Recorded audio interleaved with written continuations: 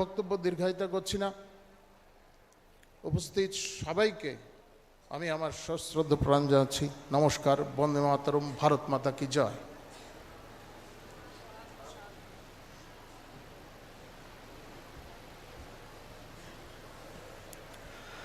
Sir, thank you so much for your kind words with historic importance of today's program. Once again, thank you, sir. Now, I take this honor and privilege to invite our chief guest, Professor Dr. Manik Saha, Honorable Chief Minister, Government of Tripura, to address the August gathering. Sir, please.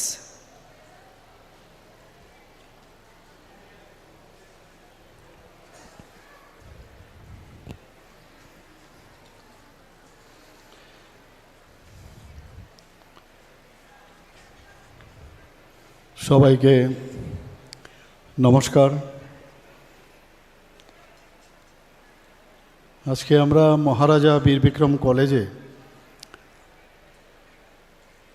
হর ঘর তিরঙ্গা অভিযান এবং partition horror যে remembrance day সেটা উদযাপন করছে এবং সেই উদযাপন অনুষ্ঠানে আমাদের মাঝে উপস্থিত রয়েছেন মাননীয় ভাইস চ্যান্সেলর এমবিবি ইউনিভার্সিটির শ্রী বিভাস দে মহোদয়। এখানে উপস্থিত রয়েছেন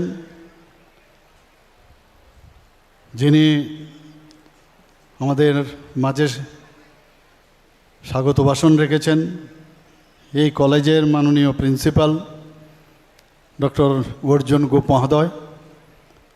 একটু আগে যার মূল্যবান বক্তব্য আমরা শুনলাম, বিস্তারিত আলোচনা এখানে রেখেছেন এবং কি কারণে আমরা আজকে এখানে একত্রিত হয়েছি সেই বিষয়ে বিস্তারিত উনি আলোচনা করেছেন। সম্মানিত chairman SMC under ICA department Shri Nabendu Bhattacharya মহোদয়।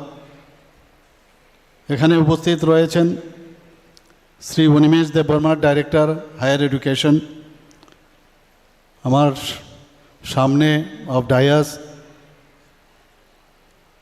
যারা ফ্যাকাল্টি মেম্বাররা আছেন এই কলেজের এবং ইউনিভার্সিটির, এবং টিচিং এবং নন টিচিং স্টাফ যারা কর্মচারীবৃন্দ উপস্থিত, এবং যাদের জন্য আজকে বিশেষ করে এই অনুষ্ঠান এখানে আয়োজন রাখা হয়েছে, আমাদের প্রিয় ছাত্রছাত্রীবৃন্দ, আজকাল যাদেরকে জেএনজি বলা হয়, এবং আমার প্রিয় সাংবাদিক বন্ধুরা, সবাইকে আমি আজকে এখানে উপস্থিত থাকার জন্য মঞ্চে এবং মঞ্চের নিচে সবাইকে হার্দিক অভিনন্দন এবং আন্তরিকভাবে আমি শুভেচ্ছা জানাচ্ছি।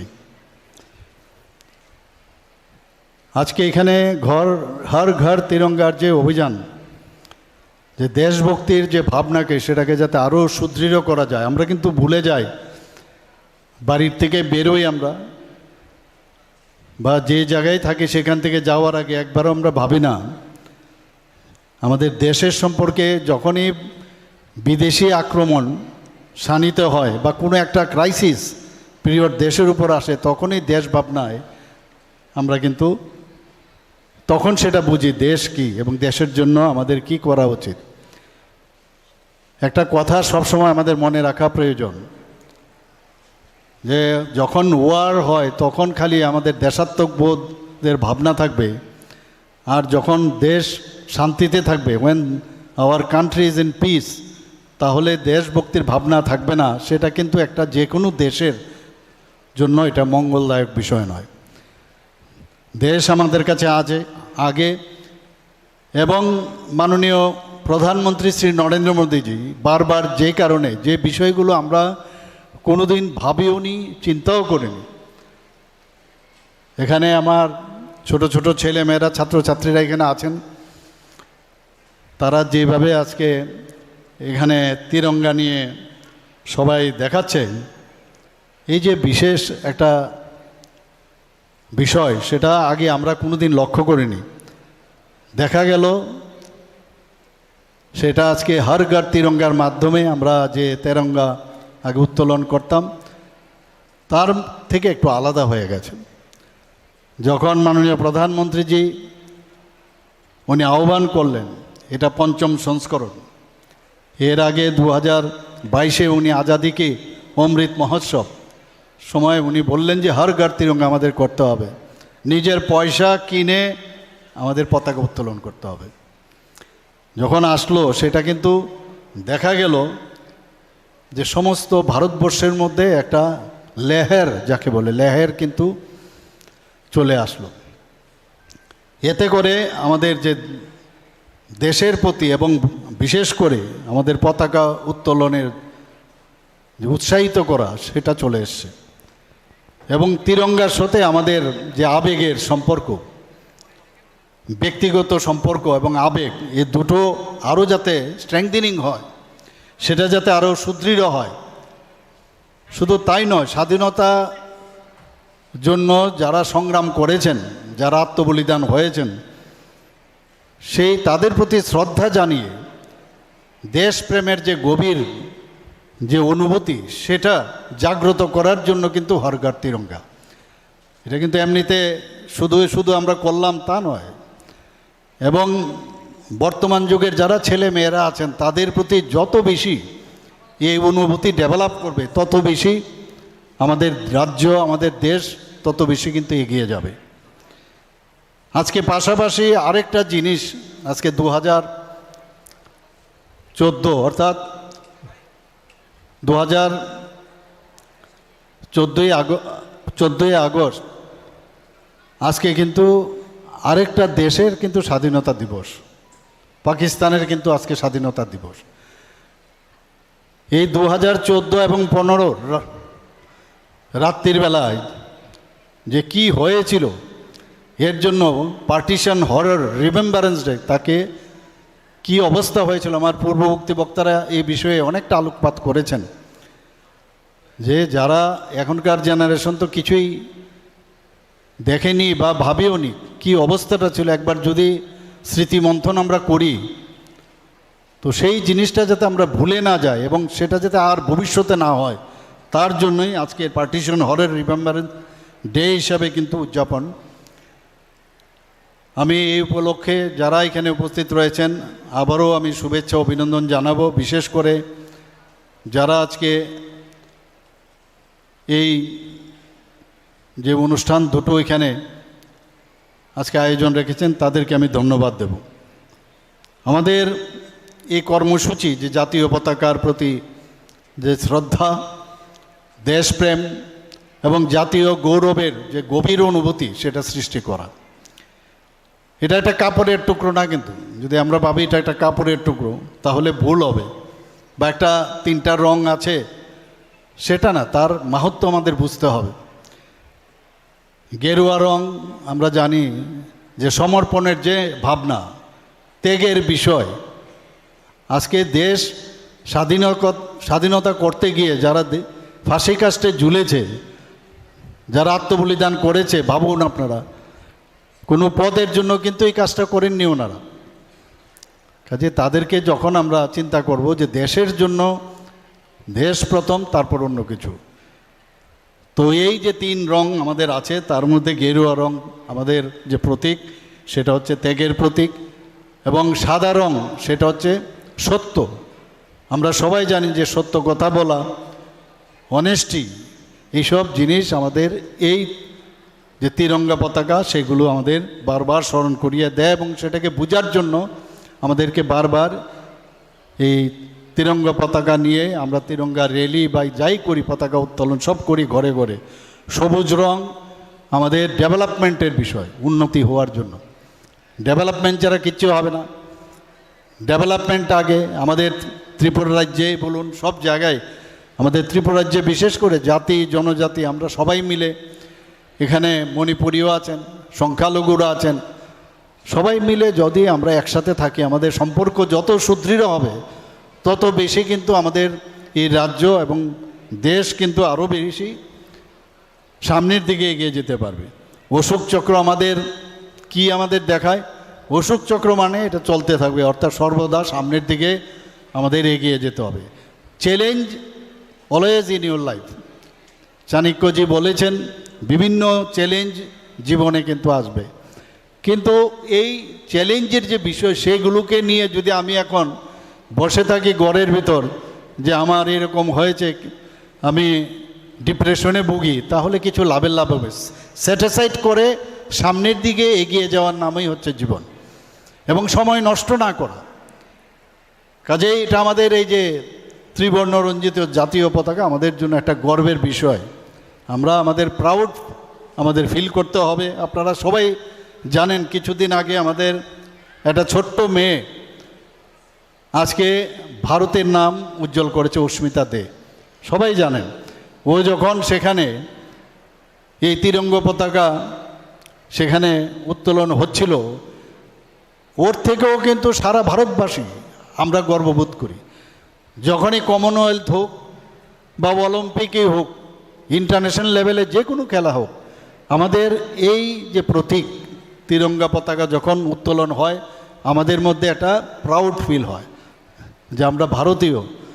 আমাদের কারণে আমাদের ছেলে মেয়েরা সেখানে আমাদের অ্যাম্বাসেডর হয়ে তারা সেখানে তাদের আমাদের যে এই ন্যাশনাল ফ্ল্যাগ সেখানে সেটা স্থাপন করেছেন। কাজে এটা আমাদের দেশাত্মক বোধের পরিচয়, পাশাপাশি রাষ্ট্রীয় চেতনার অনুভূতি। এই যে ত্রিবর্ণরঞ্জিত পতাকা, তার সাথে বীর স্বাধীনতা সংগ্রামী এবং যারা শহীদ তাদের আত্মত্যাগের ইতিহাস রয়েছে। যে কোনো বই যদি আমরা উল্টিয়ে দেখি, যে কোনো বই মানে এই যে বীরদের ইতিহাসের বই যখন আমরা পড়ি বা শুনি, প্রতিটা লাইনের মধ্যে আমরা দেখতে পাই তাদের আত্মত্যাগের বর্ণনা।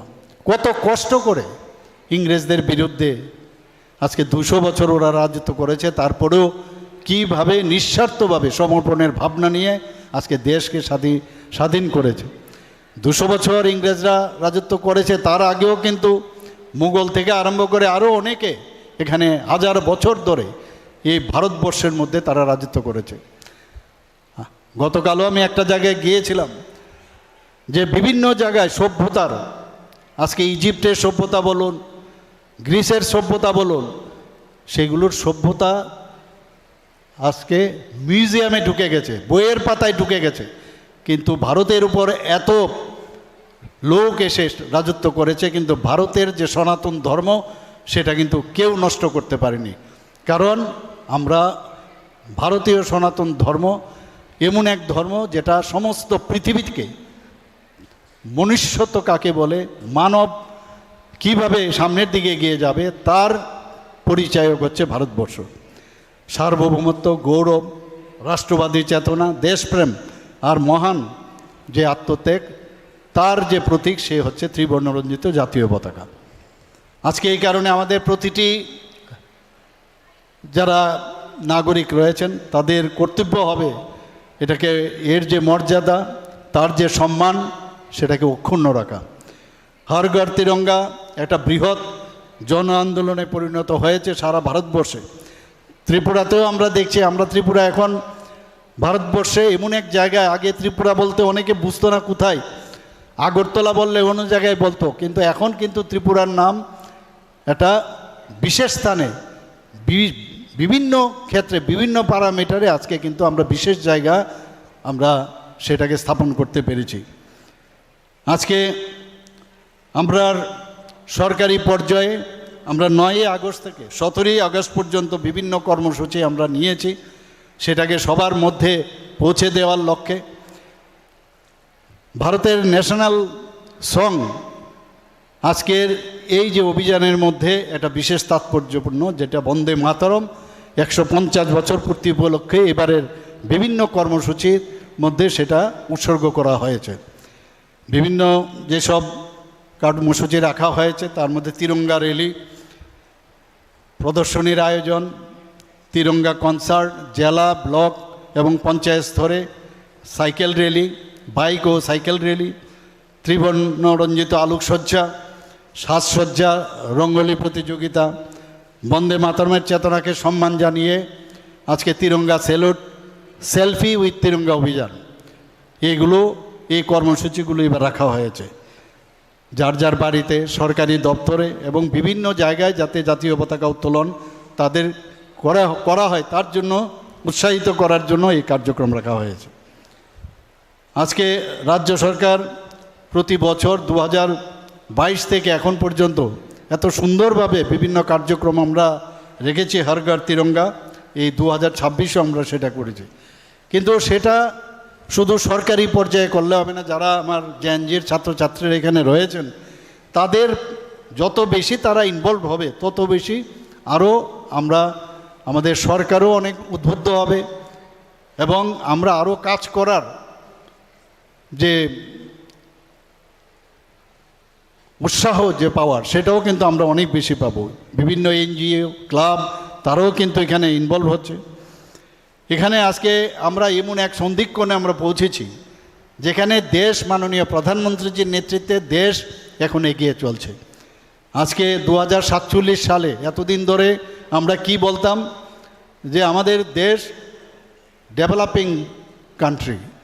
মাননীয় প্রধানমন্ত্রীজি বলছেন না, টাইম লাইন দিতে হবে, বিকশিত ভারত অর্থাৎ ডেভেলপ কান্ট্রি একটা টার্গেট দিয়েছে, বিকশিত ভারত 2047।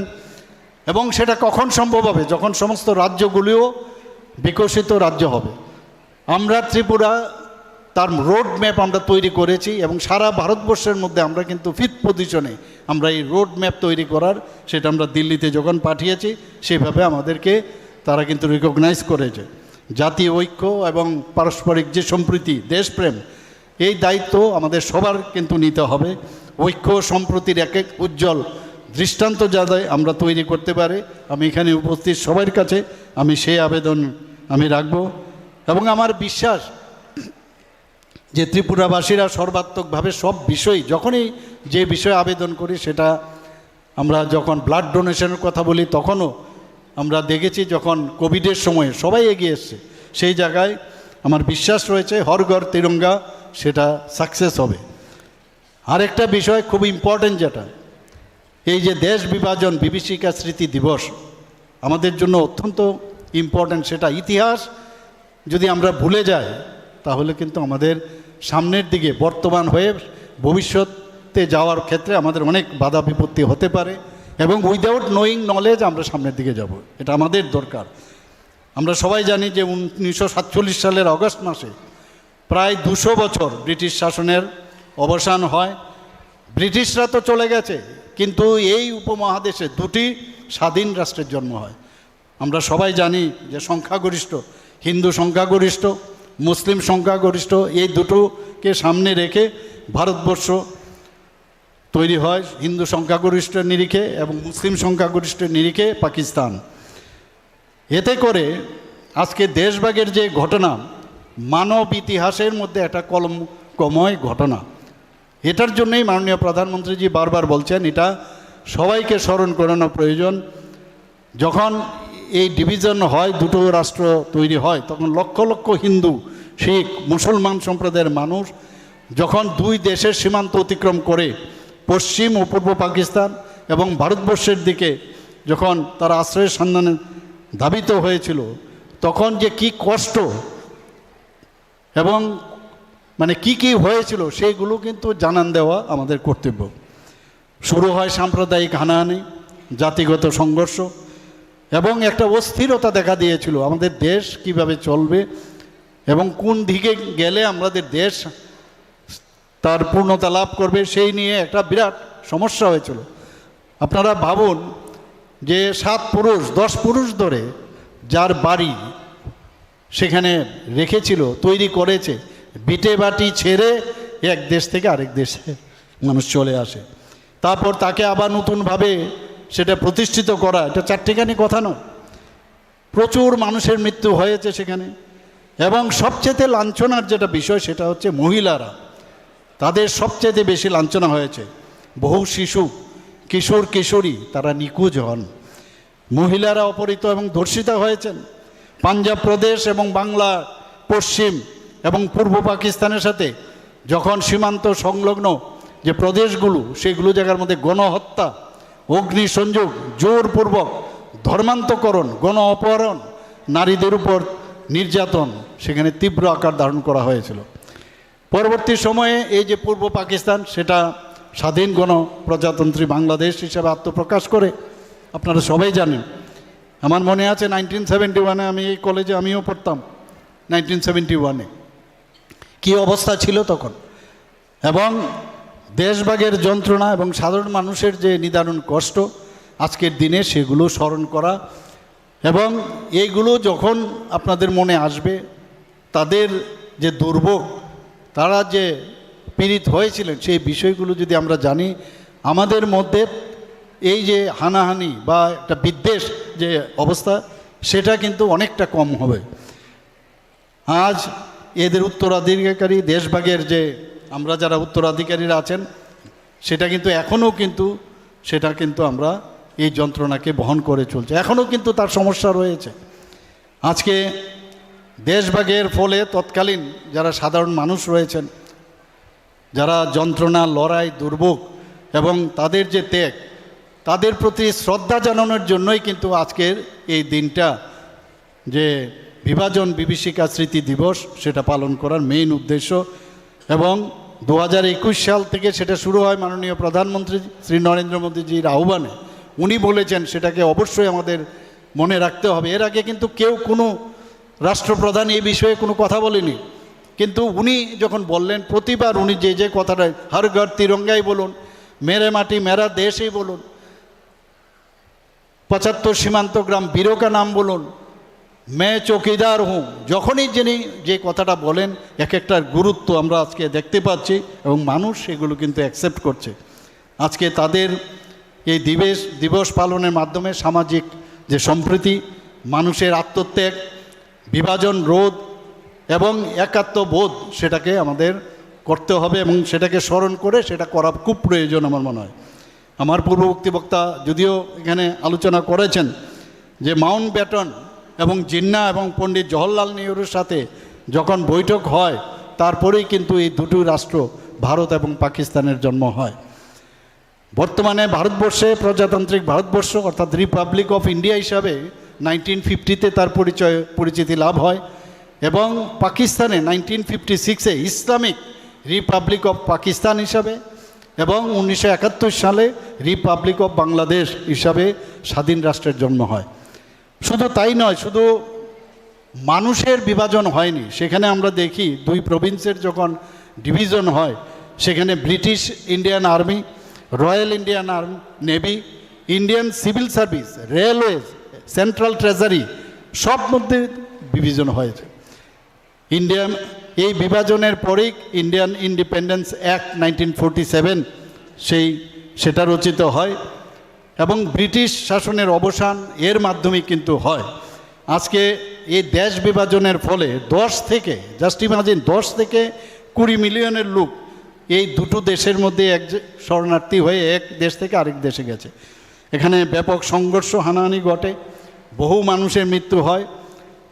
এবং আপনারা এই 2021 সালের 14 আগস্ট থেকে যখন মাননীয় প্রধানমন্ত্রীজি এই বিভীষিকা স্মৃতি দিবস পালনের আহ্বান জানান, আজকে মেইন যে উদ্দেশ্য, আবার আমি বলবো যে এইগুলো আমাদের স্মরণ করা প্রয়োজন। আমি জানি আমাদের বর্তমান যে ইয়াং জেনারেশন, তারা কিন্তু এইসব বিষয়ে হয়তোবা আমার থেকে আরও বেশি জানেন, কিন্তু সেগুলোকে ইমপ্লিমেন্টেশন এবং নিজেদের মধ্যে আলোচনা করা, যে আমাদের দেশ কোন জায়গায় ছিল, আজকে আমরা কোন জায়গায় এসেছি। আমাদের শরীরের একটা অঙ্গ কিন্তু আলাদা হয়ে গেছে, সেটা বুঝতে হবে। ভারতবর্ষ একটা ছোটোখাটো একটা উপমহাদেশ ছিল, সেই জায়গায় যদি আমরা কথা না বলি, এবং তাহলে সাধারণ নেক্সট জেনারেশন তারা জানতে পারবে না। আজকে ব্রিটিশ সরকারের এই যে ডিভাইড অ্যান্ড রুল, এর মাধ্যমে কিন্তু হিন্দু এবং মুসলিমদের মধ্যে একটা ডিভাইড তৈরি করে ওরা চেয়েছিল যে ভারতবর্ষে রাজত্ব করার জন্য। আমরা জানি যখন খুব তড়িঘড়ি কিন্তু এই ভারতবর্ষকে খণ্ডিত করা হয়েছে, স্যার সিরিল র্যাডক্লিফ, যিনি কখনো ভারতবর্ষে আসেনি, এই উপমহাদেশে আসেনি, ওনাকে দায়িত্ব দেওয়া হলো যে এটাকে বিভাজন করুন। উনি এক লাইন টেনে দিলেন, সেটা এখানকার ভৌগোলিক সামাজিক পরিস্থিতি কিছুই উনি জানতেন না, যে কারণে আজকে আমরা কিন্তু সেগুলো কিন্তু আজকেও আমরা ভুক্তভোগী। এবং এই যে একটা সীমানা রেখা উনি টেনে দিলেন, তাতে করে লাখ লাখ মানুষ পুলিশের জীবন আজকে নরকে পরিণত হয়েছে বন্ধুগণ। আপনারা সবাই জানেন ক্যালকাটা গ্রেট ক্যালকাটা কিলিং আমাদের এই 1947 সালের 16ই আগস্ট কলকাতায় এই মুসলিম লীগের যখন ডাক দিল যে ডাইরেক্ট অ্যাকশন, সেখানে কি না হয়েছে, কত মানুষ সেখানে তারা প্রাণ হারিয়েছেন এবং কত মহিলাদের তাদের দর্শন করা হয়েছে। এই ভয়াবহ সাম্প্রদায়িক দাঙ্গা আমরা এখনও যখন আমরা মনে করি বা দেখি ফটোতে এখনও গায়ে শিহরণ জাগে। এবং ক্যালকাটা কিলিংয়ের পরেই কিন্তু শুরু হয় এই যে নোয়াখালীর দাঙ্গা, সেখানে একই অবস্থা। আমাদের ডক্টর শ্যামাপ্রসাদ মুখার্জি কোনো অবস্থায় উনি কিন্তু চাননি যে দেশ ভাগ হোক, কিন্তু ক্যালকাটা কিলিংয়ের পরে তারপরে উনিও ঠিক করলেন যদি দেশ ভাগ করতে হয় প্রথমে আমাদের পশ্চিমবাংলাকে আমাদের আলাদা করে নিতে হবে। এবং যে কারণে আজকে হিন্দু যারা আছেন, হিন্দু বাঙালিরা কিন্তু নিশ্চিন্তে আজকে একটা জায়গা রয়েছে, তার নাম হচ্ছে পশ্চিমবাংলা। কিন্তু দেখা গেছে যে উনার নাম কিন্তু বহুদিন ধরে তারা স্মরণ করেননি। আজকে আমরা যারা এখানে আছেন, আমি একটা জিনিস আপনারা ভাবুন, একটা রেল পাকিস্তান থেকে আসছে আর ভারত থেকে পাকিস্তানে যাচ্ছে, দেখা গেল এটাকে বলে গোস্ট ট্রেন। এই ট্রেন পৌঁছেছে ঠিকই, কিন্তু শুধু লাশ, শুধু ডেড বডিজ। ভাবুন ওই দিনগুলো। এই কারণেই মাননীয় প্রধানমন্ত্রীজি বারবার বলছেন যে দেশ বিভাজনের যন্ত্রণা কখনোই ভুলতে দেওয়া যাবে না। হৃদয় বিদারক সংঘর্ষের কারণে বহু মানুষ বেটে মাটি ছাড়া হয়েছিলেন এবং সেই সময় বহু মানুষের প্রাণহানি হয়েছে। প্রধানমন্ত্রী বলেন এই দিনটি আমাদের সামাজিক বিভাজনের যে বিষাক্ততা এবং অসম্প্রতি দূর করার কথা মনে করিয়ে দেয় এবং আমাদের মধ্যে যে সামাজিক যে সম্প্রতি সেটা ভবিষ্যতে যেন আরও জোরদার হয়, আরও শক্তিশালী হয়, এর জন্যই আজকের দিনটা আমরা পালন করছি। আজকে এখানে যারা উপস্থিত রয়েছেন মঞ্চে এবং মঞ্চের নিচে সবাইকে আমি বলবো যে খুব ইম্পর্ট্যান্ট আজকের এই দিনটা।